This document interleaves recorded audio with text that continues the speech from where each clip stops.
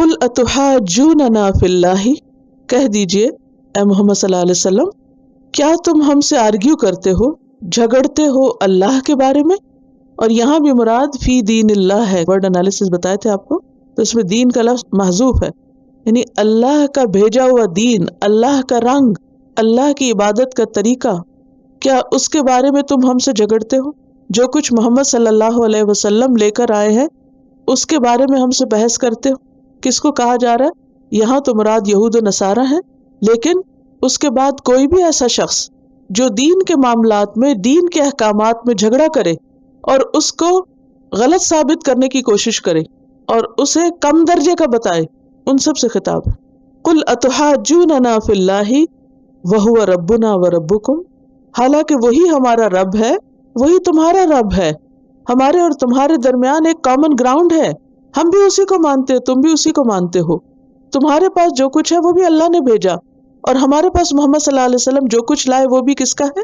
اللہ ہی کا بھیجا ہوا ہے، لہٰذا ہم سب کے لیے لازم ہے کہ ہم اسی کی مانیں۔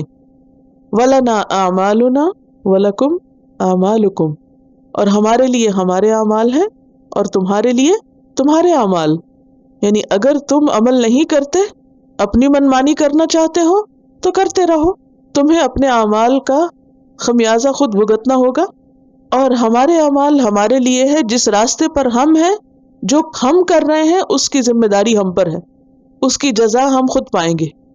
وَنَحْنُ لَهُ مُخْلِصُونَ، اور ہم اسی کے مخلص اور سنسیئر، لائل، وفادار ہیں۔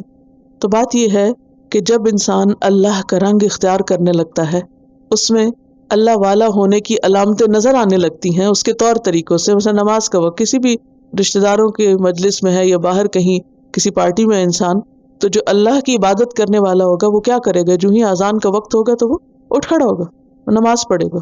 اب جو ہی نماز پڑھے گا تو باقی سب کی نظر میں آ جائے گا، ان کو پتہ چل جائے گا کہ یہ شخص کیا ہو گیا، بدل گیا، یہ اب ہم سے فرق ہو گیا۔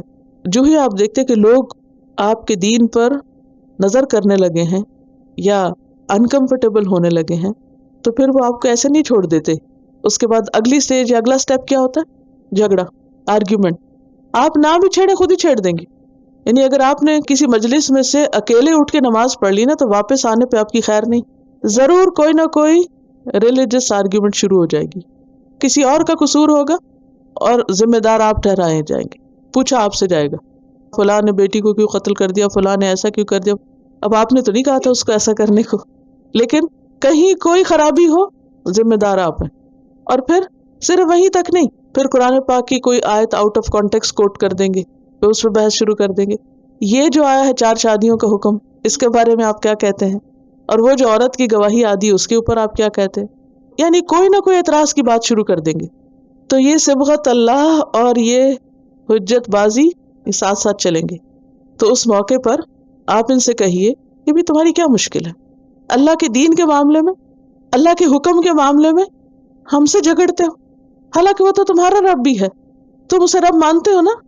بہت سے لوگ سو کالڈ خود کو مسلمان کہتے ہیں اور پھر اس کے باوجود مسلمان ہوتے ہوئے مسلمانوں سے جھگڑا کرتے ہیں دین کے معاملے میں۔ اور مسلمان ہونے کا تو مطلب کیا؟ اذ قال له ربه اسلم قال اسلمت، اسلمت کا تو لفظ آتے ہی سر جھکا دیتا ہے انسان۔ پھر یہ جو سر کے اندر کھوپڑی ہے نا عقل والی، پھر اس کی نہیں چلتی۔ پھر سبمیشن کا مطلب کیا ہو جاتا ہے کہ جو اس نے کہہ دیا مان لیا، عقل میں آ گیا تب بھی، اور اگر اس کے اندر نہیں جا رہا، چھوٹی ہے بہت، تو تب بھی ہم مان گئے۔ اسلم تو کا کیا مطلب ہے؟ مان گئے۔ وہ اتنا بڑا ہے، مشرق و مغرب کا مالک ہے، جو وہ کہتا ہے ہمیں تسلیم ہے، ہم مانتے ہیں، ہمیں کوئی اعتراض نہیں، ہمیں کوئی بحث نہیں کرنا۔ تو ایسی صورت میں 2 چیزیں کرنی چاہیے، ایک تو یہ وہو ربنا وربکم، بھئی جس دین پہ تم اعتراض کر رہے ہو تمہارا بھی تو ہے۔ اور کچھ لوگ دین میں نہیں ہوتے، مثلا نان مسلمز ہوتے، وہ آپ سے جھگڑنے لگتے اگر کسی چیز کے بارے میں، لیکن اللہ کو مان رہے ہوتے ہیں وہ بھی۔ جو ہم کرتے ہیں نا، یہ اسی رب کا بھیجا ہوا ہے جس کو تم بھی رب مانتے ہو، وہ ہمارا رب بھی ہے اور تمہارا بھی ہے۔ اور پھر خاص طور پر اگر آپ کے کچھ اعمال کو پن پوائنٹ کیا جائے کہ یہ جو آپ سر پہ اوڑے ہوئے، یہ کیوں اوڑے ہوئے، یا آپ یہ فلاں جو کام کرتے ہیں یہ کیوں کرتے ہیں، تو انہیں کہے کہ یہ ہم کرتے ہیں، اس کے ہم خود رسپانسبل ہیں، آپ کو کیا مشکل، آپ کو کیا پریشانی، اور تم جو کر رہے ہو تمہارے لیے، یعنی مت جھگڑو ہم سے۔ اور ہمارا طریقہ کیا ہے کہ ہمارا دین اور ہمارا طریقہ لائلٹی کا طریقہ ہے، اخلاص کا طریقہ ہے، سچائی کا طریقہ ہے، کہ جو ہم کہتے ہیں وہ کرتے بھی ہیں. اگر اس کو رب مانتے تو اس کی بات پر عمل بھی کرتے. تم اس کو رب مانتے ہو لیکن کرتے اپنی مرضی ہو، اپنی خواہشات پہ چل رہے ہو. تو بات یہ ہے کہ دین کے معاملے میں انسان کو کانفیڈنٹ ہونا چاہیے. جو کچھ آپ کریں دلیل کے ساتھ کریں، آنکھیں بند کر کے کسی کو مت فالو کریں. دین کو سمجھیں، اللہ کا حکم سمجھ آئے اس کے اوپر عمل کر لیں. پھر دنیا ادھر کی ادھر ہو جائے، کوئی اعتراض کرے بحثیں کرے، پھر لوگوں سے ڈر کے اس کو چھوڑے نہیں. اور دوسری بات یہ ہے کہ جب کوئی ایسی بحثیں کرے تو بہت اس مسئلے میں پڑھنے کی بجائے پرنسپلز پہ بات کرے. ایک بعض اوقات اگر کوئی خاص بحث چھیڑ دیتا ہے نا، مثلا انٹرسٹ پہ چھیڑ دی یا کچھ اور کسی بھی چیز پہ، اس میں مت جائیں. کیونکہ ہماری غلطی کیا ہوتی ہے، ہم اس میں سیٹسفائی کرنا شروع کر دیتے ہیں، اس کا جواب دینے بیٹھ جاتے ہیں.